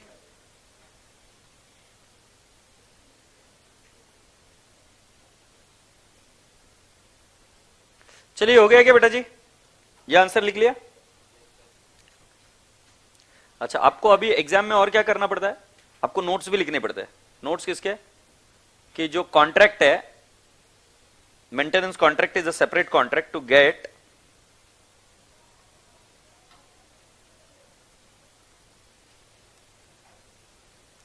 maintenance contract is a separate contract to get service, so the maintenance contract cost of 7 lakh should be taken as prepaid expense and charged to P&L account over a period of 5 years. Common sense है बेटा जी ये। और दूसरी वाली चीज क्या लिखिए? Settlement discount received is to be shown as a part of other income in P&L. Now boys and girls, I am requesting you all to come down to the next question, and this question number is question number 31. Please आ जाओ question number 31.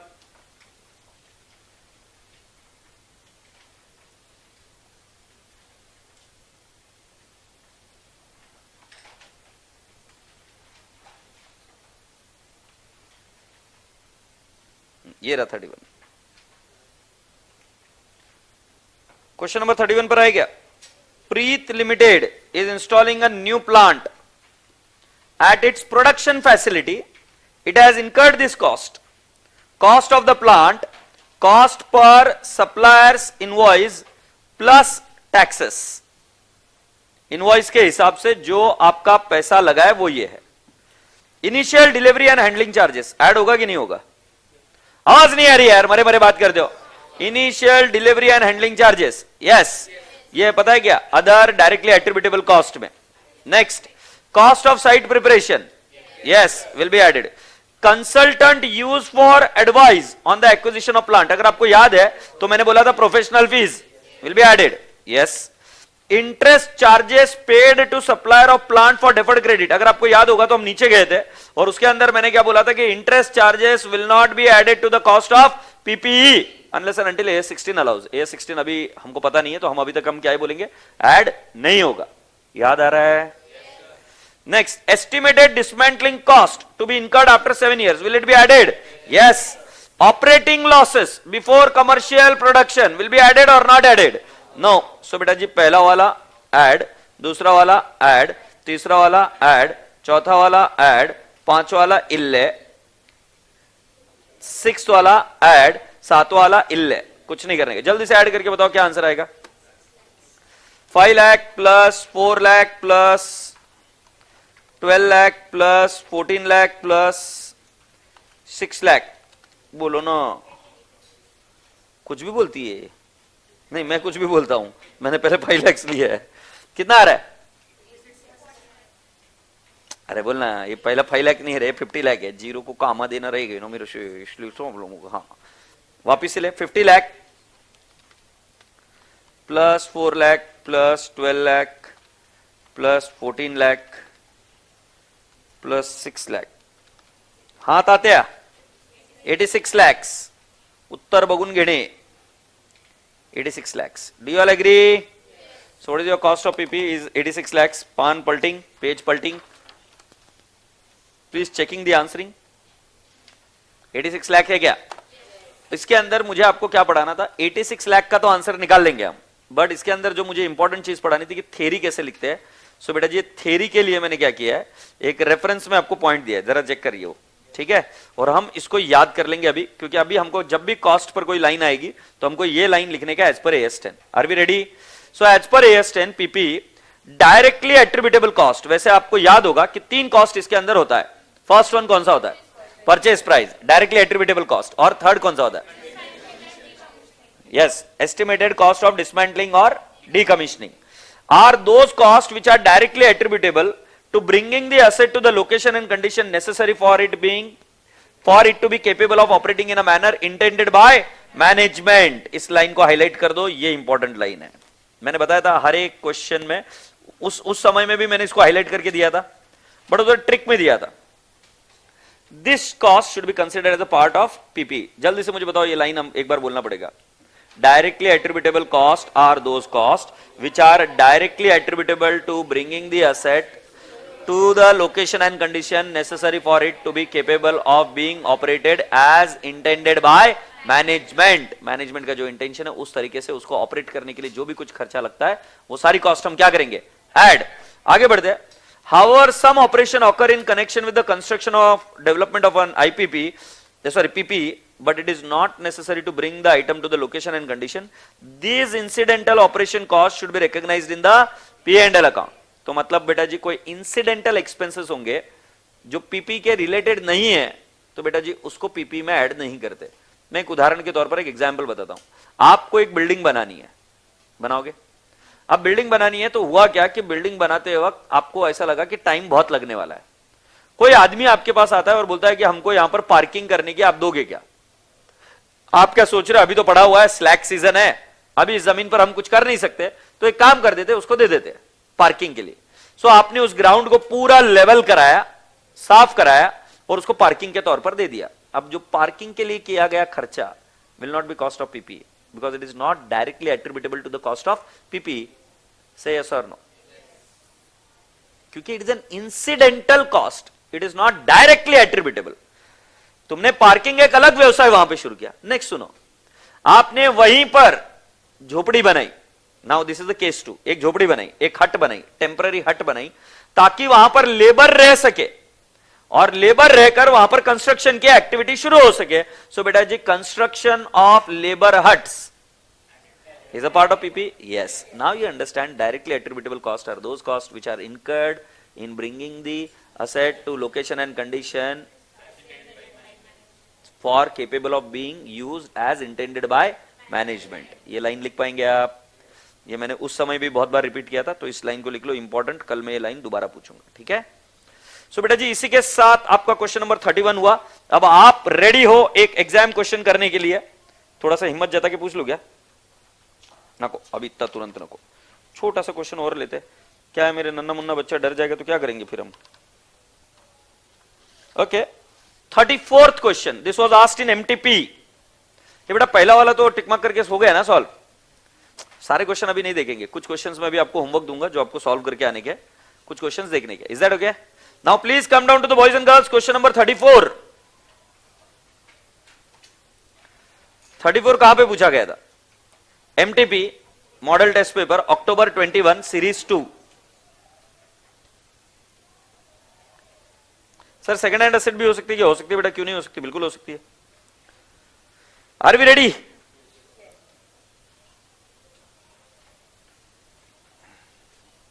Arush Limited is installing a new plant in its factory. It provides you the following information. Cost of the plant as per supplier's invoice कितना है? 31,25,000. Estimated cost of dismantling to be incurred after 5 years. क्या होगा? Add, जय हो. Cost of site preparation. Add, जय हो. Initial delivery and handling cost. जय हो. Consultant used for advice on the acquisition of plant. Add, जय हो. You are required to advise Arush Limited on the cost that can be capitalized for the plant in accordance with AS10 PPE. So जरा जल्दी से ले लो। 31,25,000 plus 2,50,000 plus 4,50,000 plus 1,85,000 plus 6,50,000 कितना आ रहा है बेटा जी? 46,60,000। Do you all agree? क्या आप ये कर पाएंगे आप? Yes, very good. अच्छा मेरे को एक बात बता दूं, ये क्वेश्चन के आंसर हर बार ऐसे फॉर्मेट में नहीं है, हमने इनको सभी को एक फॉर्मेट में लाया है। अगर आप देखेंगे, जैसे कंसाइनमेंट याद है कि आपको मॉड्यूल का हर एक आंसर अलग अलग फॉर्मेट में था, वैसे ही ये अलग अलग फॉर्मेट्स में थे। कई बार हॉरिजॉन्टल में थे, ऐसे ही ऐड किए हुए, कई बार टैबुलर फॉर्मेट में थे, कई बार अलग अलग तरीके से बताई गई थी। सो सभी चीजों को एक सिंगल फॉर्मेट में लाया गया। Is that okay? इसको टिक मार्क कर लो बेटा जी। एक क्वेश्चन और करेंगे, किसी को बताओगे तो नहीं? बताओगे तो मेरे को क्या फर्क पड़ रहा है। कुछ क्वेश्चन फिर आज होमवर्क भी दूं तो चलेगा क्या? कि मम्मी के पास जाके रोगे? रोगे?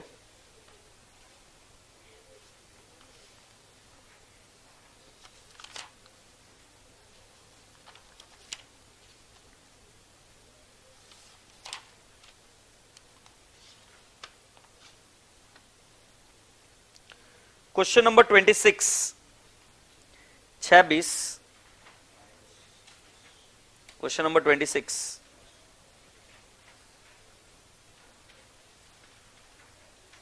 ये आईसीआई का इलस्ट्रेशन नंबर 5 है. Are we ready? Please check. ये माइक गया रे.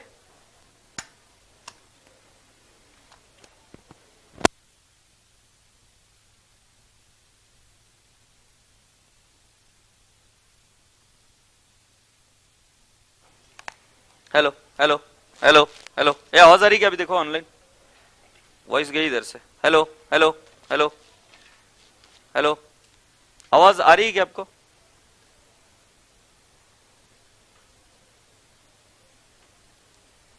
आवाज गई शायद से. सेल बदला अभी. आपको आवाज आ रही क्या मेरी? इधर का स्पीकर गया क्या? बोलो 2+2 कितना है? नहीं, मेरे को समझ में आने को ना, तुमको आवाज आ रही है. 2+2 कितना है बताओ. दोस्त क्या दिए क्या सुबह सुबह? सुबह उठते ही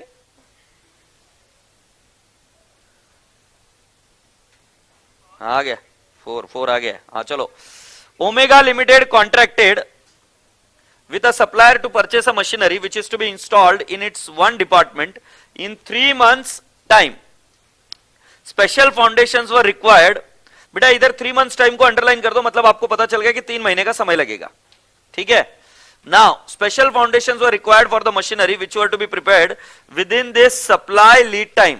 Special foundation मतलब याद आ रहा है क्या? Site preparation cost. तो स्पेशल फाउंडेशन लगे. The cost of the site preparation and laying foundation were ₹1,40,000. मुझे याद नहीं आ रहा क्या करते इसका. इसका क्या करते? Add. These activities were supervised by technician during the entire period who is employed for this purpose of ₹45,000 per month. बेटा जी कितने महीने तक चल रहा है? नहीं ऐड नहीं. कितने महीने तक चल रहा है? 3. ये इधर ऊपर लिखा है. ये एक्टिविटी कितने महीने तक चलने वाली है? 3 months. सो बेटा जी क्या करेंगे हम? 45,000 multiplied by 3, 1,35,000 will be added. Directly attributable cost. याद आ रहा है? Next, the machine was purchased at 1,58 lakh. 50,000 for transportation charges were incurred to bring the machine to factory site. An architect was appointed at a fee of 30,000. बेटा जी आगे per month नहीं लिखा है, check करिए. आर्किटेक्ट को डायरेक्टली गुत्था एक lump sum payment दिया 30,000. Per month शब्द नहीं है. To supervise machinery installation at factory site you are required to ascertain the amount at which the machinery should be capitalised. So राजा बेटा जी हम क्या करेंगे? हम 1,58 लाख में ट्रांसपोर्टेशन जोड़ देंगे, 1,40,000 जोड़ देंगे, 45,000 इंटू 3 जोड़ देंगे और 30,000 जोड़ देंगे. आप बताएंगे मुझे फिगर कितना आएगा? 1,61,55,000. Do you all agree? ए पांड्या ये देख 1,58 लाख लिया, 1,40,000 लिया और फिर 1,35,000. This is a technical salary. Transportation कितना लेंगे? 50,000 and professional fees for installation कितना? 30,000. और इसी के साथ साथ बेटा जी आपका फाइनल आंसर आ जाएगा 1,61,55,000. हैप्पी? ठीक है.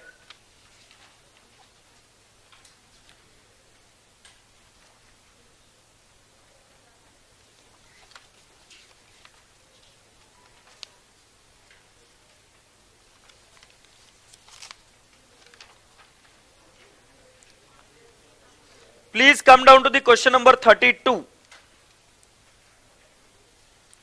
Please come down to question number 32. 32. अच्छा मैं आपको एक बात बताता हूं, जीएसटी कैसे लगता है. Before you come down to 32, GST कैसे निकलता है जरा ध्यान से सुनिए. फॉर एग्जाम्पल आपकी फीस है 10,000, एक एग्जाम्पल, तो इस पर जीएसटी लगेगा 18%. एग्रीड? सो कितना ऐड हो जाएगा? 1,800. So beta ji can I not say it will become 11,800? Do you all agree? 11,800 को क्या बोलेंगे? Inclusive of GST. उसमें GST जुड़ा हुआ है, क्या बोलेंगे उसको? Inclusive of GST. अब मैं आपको बताता हूं. C माने एक काम करते, cost plus GST is equal to inclusive of GST. क्या? सो कॉस्ट है 10,000 या 100 मान लेता हूं, 18 सो इंक्लूसिव ऑफ जीएसटी कितना आएगा 118। सो बेटा जी जब कभी भी एग्जामिनर आपको बोले इंक्लूसिव ऑफ जीएसटी और उसमें से जीएसटी कैलकुलेट करना है, सो 11,800 इंटू 18% अगर आपने किया,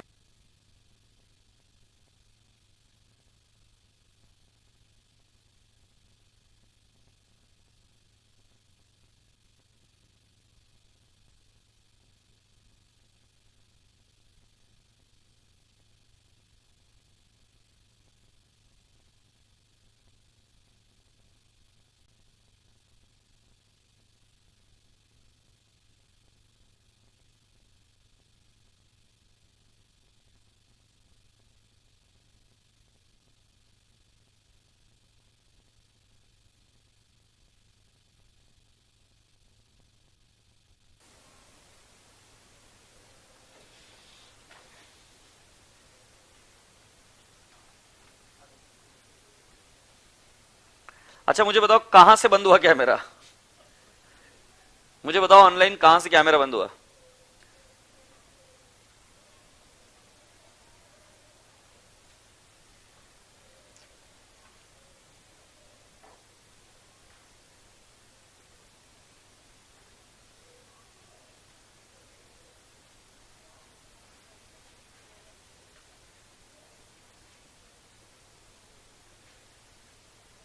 अरे कहां से, starting with the calculation of GST. देखो मैं वापस दोबारा से रिपीट कर रहा हूं मैं क्या बोल रहा हूं। मैंने बोला 10,000 कॉस्ट है, 1800 जीएसटी है, सो इंक्लूसिव ऑफ जीएसटी कितना हो गया 11,800। मैंने एकदम कॉमन सेंस बताया। फिर मैं आपको क्या बता रहा हूं कि अगर आपको जीएसटी कैलकुलेट करना है, क्योंकि ये इंक्लूसिव ऑफ जीएसटी अमाउंट है, इसमें जीएसटी ऐड किया हुआ है, अगर आप 11,800 इंटू 18% करेंगे तो आपके हाथ में मिलेगा 82, क्योंकि नहीं आएगा। आप कर देख लो 11,800 इंटू 18%, आपका 1800 आंसर नहीं आ रहा है। It is 2124। एक्चुअली जब इंक्लूसिव ऑफ जीएसटी दिया जाए तो मैंने आपको बताया कॉस्ट 100 मानू, जीएसटी 18 मानू, सो इंक्लूसिव ऑफ जीएसटी कितना आएगा 118। 118 के नीचे मैं 11,800 लिखूंगा और क्रॉस मल्टीप्लाई करूंगा तो मेरा जीएसटी आ जाएगा 1,800। चेक कर लो, बोलो हाँ पक्का। सो बेटा जी वही लॉजिक से गणित से एक काम करते हैं, अभी अपन इस क्वेश्चन को डील करते हैं। Are we ready? सो ये क्वेश्चन नंबर कौन सा था बेटा जी? एग्जाम क्वेश्चन है और ये लास्ट क्वेश्चन रहेगा, क्योंकि मुझे अभी चेहरे दिखने लगे सर सोडा की मला जाऊन वेब सिरीज बघायची ती, काल सोडून आलो तिकडेच, ती हिरोईन थांबली माझ्या करता, पॉज करून आलोय तिला। Are we ready? Srishti Limited contracted with a supplier to purchase a machinery which is to be installed in its department A in 3 months time. हल्के हाथों से अंडरलाइन करो, in 3 months time. Special foundation were required for the machinery which were to be prepared within this supply lead time. The cost of the site preparation and laying foundation was 141,870. ए पुट्टिया 141,870 लेंगे क्या? Say yes or no? These activities were supervised by technician during the entire period, who is employed for this purpose at 45,000 per month. 45,000 into कितना? 3. Good. The technician services were given by department B to department A, which billed the services at 49,500 per month after adding 10% profit margin. वो कौन सी line थी अगर आपको याद आती है तो? इंटरनल जनरेटेड प्रॉफिट इंक्लूडेड और नॉट इंक्लूडेड? क्या बात है। तो इसमें प्रॉफिट उन्होंने ऐड कर कर भेजा है क्या? हाँ या नहीं? तो उन्होंने बिलिंग कितने में की है? 49,500। इसमें प्रॉफिट इंक्लूडेड है क्या नहीं है? है। सो बेटा जी जरा ये बचपन वाली इक्वेशन लगाते। कॉस्ट, घाई नको करना बेटा ऋषभ, घाई नको कर। Cost plus profit is equal to billing price. बोलो हाँ। कॉस्ट अगर 100 है तो प्रॉफिट कितना है? 10 है, तो बिलिंग प्राइस कितना है? 110। तुम्हें बिलिंग प्राइस दे रखी है, कितनी बिलिंग प्राइस दे रखी है? 49,500। तो बेटा जी इंटरनली जनरेटेड प्रॉफिट आपको क्या करना पड़ेगा? एलिमिनेट। सो बेटा जी क्या इंटरनली जनरेटेड प्रॉफिट एक्स निकालू क्या मैं? कितना आएगा? ये cross multiply, so 49,500 into 10 divide by 110। Can I have the figure? 4,500। बेटा जी 4,500 माइनस कर दो तो बेटा जी कॉस्ट कितनी है? 45,000। आपसे मैं पूछता हूं आपको कितना लेना पड़ेगा? 45,000 लेना पड़ेगा, 49,500 लेना पड़ेगा, कितना लेना पड़ेगा? 45,000। अगर आपने 49,500 से लिया तो कितना माइनस करना पड़ेगा? 4,500। अभी कोई भी तरीके से पूछे तो बात एक ही है ना, 49,500 लेकर मैं 4,500 माइनस कर दूंगा, still I will get what? 45,000। और मैंने आपको क्या चीज समझे, हम कौन सी प्राइस लेते हैं? We will take cost, and cost is 45,000। Do you copy that? ए पुट्टिया, कितने महीने तक था रे वो? पर मंथ 49,500, इसको बोलने का इल्ल है। कितना लेंगे हम? 45,000। 45,000 कैसे आया बेटा जी? सो 49,500 माइनस 4,500, और इसका मल्टीप्लीकेशन भी आएगा 49,500 इंटू 100 डिवाइड बाय 110। कर देखो, 49,500 इंटू 100 डिवाइड बाय 110। सर ये कैसे आ रहा है? अरे बहुत सिंपल है रे बाबा, ये देख, C plus P is equal to billing price. So billing के नीचे मैंने लिखा 49,500, अब मुझे कॉस्ट निकालनी है ना? सो हम 49,500 into 100 divide by 110 cross multiply, इधर x आएगा तो x वाले को डिवाइड करते हैं, हाँ है ना? क्या क्वेश्चन में दिया? कहां दिया है? हाँ ठीक है, ये बात भी है। इधर एक और चीज क्या हो गई, ये दोनों लाइन कनेक्टेड है। क्वेश्चन देखने के बाद में मैं बताऊं, these activities were supervised by technician during the entire period who is employed for this purpose of ₹45,000 per month. The technician services, मतलब ये इसी से रिलेटेड है, ये एडिशनल नहीं है। The technician services were given by department B to department A which is billed the services at 49,500 after adding 10% profit margin. तो 45,000 में 10% ऐड करने के बाद में कितना हुआ? 49,500। तो ये अलग टेक्नीशियन नहीं है, ये वही टेक्नीशियन है, और ये टेक्नीशियन किसने दिया? बी ने। तो बेटा ये डायरेक्टली गिवन है 45,000, बट एक लेट्स अंडरस्टैंड, अगर नहीं दिया होता तो कैसे निकालना पता चला क्या? मुझे नहीं पता चला कैसे निकालते, प्लीज एक बार बता दो ना। तुम्हें भी नहीं पता चला? कितना करेंगे जल्दी से बताओ। अच्छा मुझे एक बात बताओ, समझा है कि नहीं समझा है? तो why are you not speaking up? मैं जाने दूंगा कसम से, नहीं तो मैं आधा घंटा और सड़ाऊंगा। इंटू 10 डिवाइड बाय 110, इससे क्या निकलेगा? प्रॉफिट। प्रॉफिट को माइनस कर देना, और 45,000 डायरेक्टली दिया हुआ तो कोई टेंशन था ही नहीं। Happy? Are we going ahead?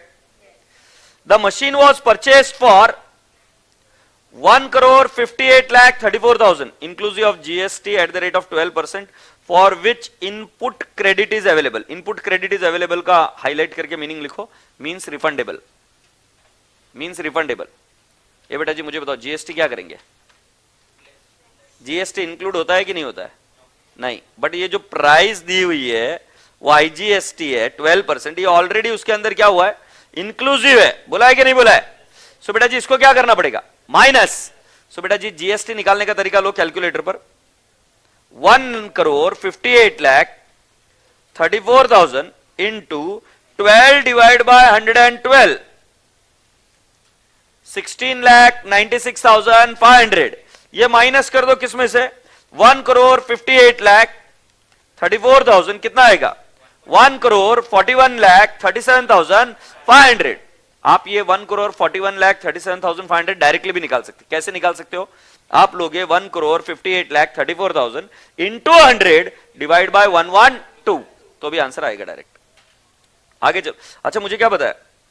Is available to Srishti Limited 55,770 transportation charges. बेटा मुझे बताओ ट्रांसपोर्टेशन चार्जेस का क्या करेंगे? Add. Architect is appointed at a fee of ₹30,000, क्या करेंगे? Ascertain the amount at which the machinery should be capitalized under AS10, considering that IGST credit is availed by Srishti Limited, मतलब उनको refund मिला। Internally booked profit should be eliminated in arriving the cost of the machine. So बेटा जी इसका answer दिखा देता हूं, but ये question का आंसर आपके लिए होमवर्क है, और ये एग्जाम में पूछा गया था 5 मार्क के लिए। This kind of question was asked for 5 marks. So बेटा जी ये पहला आप देख रहे हो, इंटू 100 डिवाइड बाय 112, क्या आपका भी इतना ही आया था क्या? 1,41,37,500। बेटा इसमें से क्या एलिमिनेट किया हमने? सिर्फ GST. Add site preparation cost add हुआ। टेक्निकल सैलरी बेटा जी हमने 49,500 लिया, 45,000 क्योंकि मैंने आपको बताया था कि internally generated profits are not to be taken. फिर बेटा जी ट्रांसपोर्टेशन कॉस्ट ऐड किया गया, yes. Professional fees for installation, did we add it? The answer is yes. और ये ऐड करने के बाद में बेटा जी हमारा आंसर आया 1,45,00,000,00140। Is that okay? सो बेटा जी ये क्वेश्चन होमवर्क लो, और भी कुछ क्वेश्चन होमवर्क दूंगा, और ये सारे क्वेश्चंस मुझे कल किए हुए चाहिए होंगे। Is that okay? अरे मैंने आज कौन से क्वेश्चन करा दिए आपके? 32 हो गया, राइट? फिर कौन सा हो गया? 32 हो गया, और फिर 34 भी हो गया ना? 31 भी हो गया क्या? अच्छा, इन सभी क्वेश्चंस के आगे लिख लेना, इनमें से कौन सा आपको रिवाइज करना है, बस वो लिख लेना। 31, 12, फिर 26 ना बेटा? 26 के अलावा?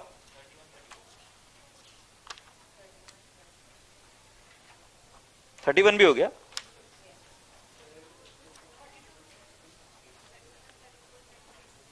ठीक है, अभी आज के कुछ क्वेश्चन होमवर्क ले लो, थोड़े से टफ रहेंगे, लगेंगे घर पर, बट मैं आपको क्या बोल रहा हूं कि अगर आप लिखने की कोशिश करोगे ना तो फिर थोड़ा आपको और इजी जाने लगेगा। 13th क्वेश्चन, 13, ठीक है, और आंसर कोई नहीं देखेगा, तो काला बाबा पकड़ के लेके जाएगा। 13 के बाद में 14,